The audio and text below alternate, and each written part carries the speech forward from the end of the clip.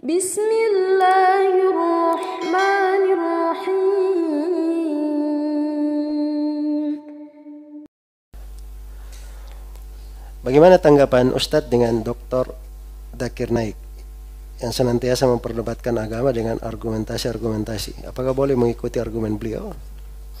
Ya, Zakir Naik itu bukan seorang ulama, ya, bukan seorang alim beliau.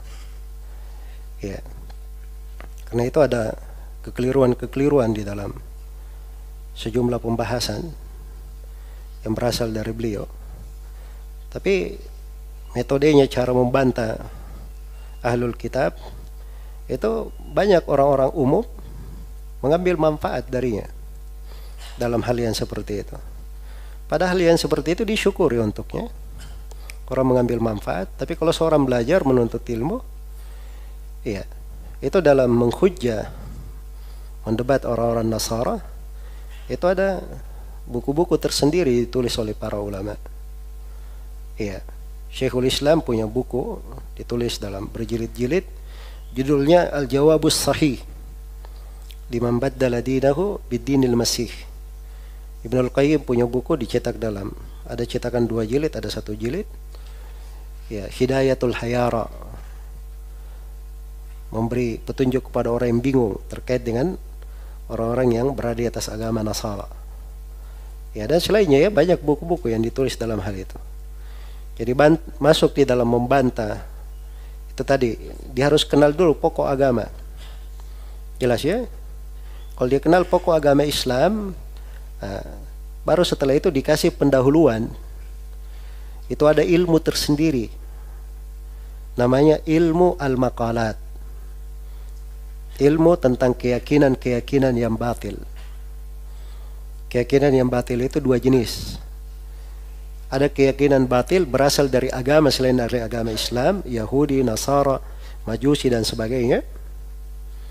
Ada keyakinan batil itu berasal dari firqah-firqah, kelompok-kelompok yang bernisbat kepada kaum muslimin, yang secara global terbagi 2 secara umum. Ada kelompok Mu'attilah dan ada kelompok Musyabbihah.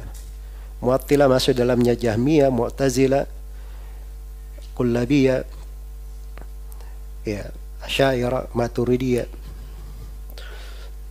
Jelas, ya? Al-Musyabbihah masuk dalamnya orang-orang tasawuf, orang sufi, orang Syiah, Rafidhah. Dan ada pembahasan yang lain dari kelompok Khawarij, kelompok Murji'ah, kelompok Qadariyah. Ini kan firqah-firqah, tapi mereka bernisbat kemana? Ke Islam. Itu ada ilmunya tersendiri, namanya ilmu apa? Al-Maqalat. Dia perlu pendahuluan di ilmu itu supaya tepat sasaran kalau bicara. Dan dia tahu ketika ada kebatilan, cara meruntuhkan kebatilan ini dari mana. Ibaratnya ini ada kebatilannya kayak sebuah bangunan di depannya. Dia meruntuhkannya, dia hanya pukul atapnya saja. Ya, kebatilannya masih kelihatan. Ya, kebatilan itu harus diruntuhkan kadang sampai ke akar-akarnya. Jadi kalau pondasinya sudah runtuh, yang di atasnya juga habis semua, ya. Itu ada cara di dalam apa? Membantahnya. Dan itu perlu ilmu di dalam hal yang seperti itu. Jelas, ya? Jadi secara umum ada sebagian hal yang kadang orang mengambil manfaat di situ, yang seperti itu tidak usah dipermasalahkan. Juga orang mengambil manfaat perkara yang bagus. Dan ada sebagian argumen-argumen beliau yang sebenarnya itu sangat cemerlang sekali, ya, dari sisi pendalilan secara akliyah, ya, dan menghujat mereka dari kitab mereka sendiri. Itu adalah hal yang bagus, tapi itu tidak cukup, harus dilengkapi dengan apa? Hal-hal yang saya sebutkan itu tadi. Semoga Allah memberi taufik kepada semuanya. Alhamdulillahi Rabbil Alamin.